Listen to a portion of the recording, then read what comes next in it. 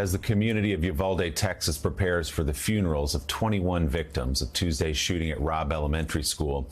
Funerals still are being held for the 10 people gunned down at a grocery store in Buffalo, New York, less than 2 weeks ago. Joining us now, host of MSNBC's Politics Nation and president of the National Action Network, the Reverend Al Sharpton. He has attended and preached many of those funerals in Buffalo and will do so again today. Also with us, Marisa Renee Lee. She worked in the Obama administration and it's the author of the new book, Grief is Love, Living with Loss. Good morning to you both. It's great to have you. Rev, I want to begin with you as we look at the names and ages of these kids in Uvalde, Texas. I'm going back and looking at the names and ages of the 10 victims of that racist shooting in Buffalo.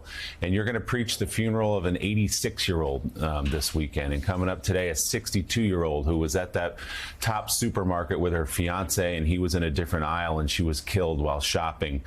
What do you say to those families? What will you say to that congregation today? How do you bring any measure of peace?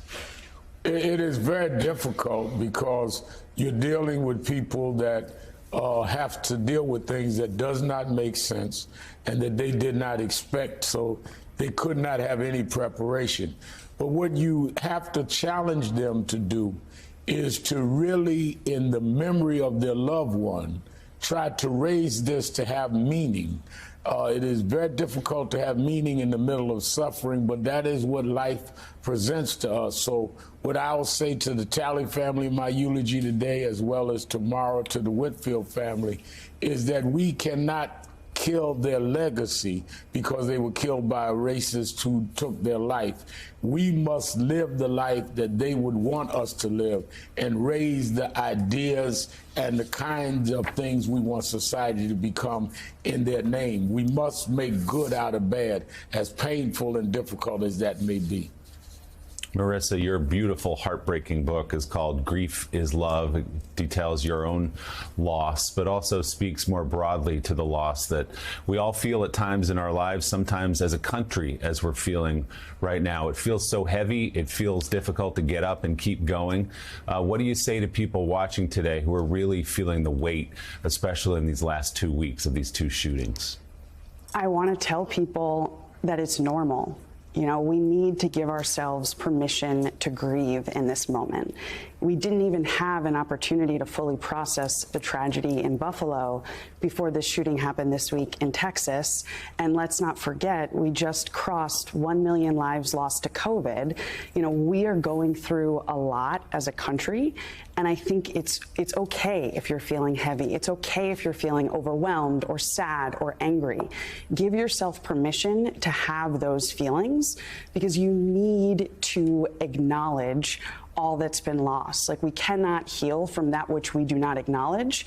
So give yourself permission to grieve and let that grief, let that anger transition into hope that ultimately leads to action.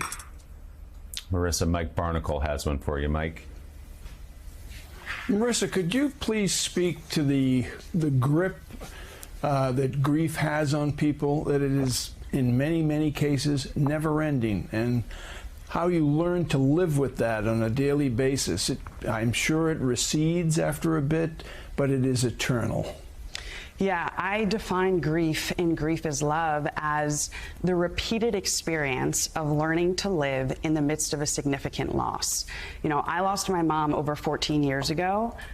I'm never going to forget that I had a mom, that I shared this amazing unconditional love relationship with this woman. And so, you know, every day, different weeks, different holidays, it is a recalibration process, you know, figuring out what you need in order to accommodate for your loss. It's not about getting over it.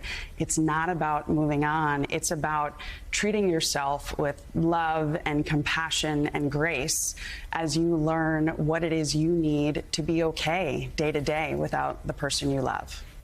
A great conversation. Marisa Renee Lee, thank you. Reverend Al Sharpton, thank you as well.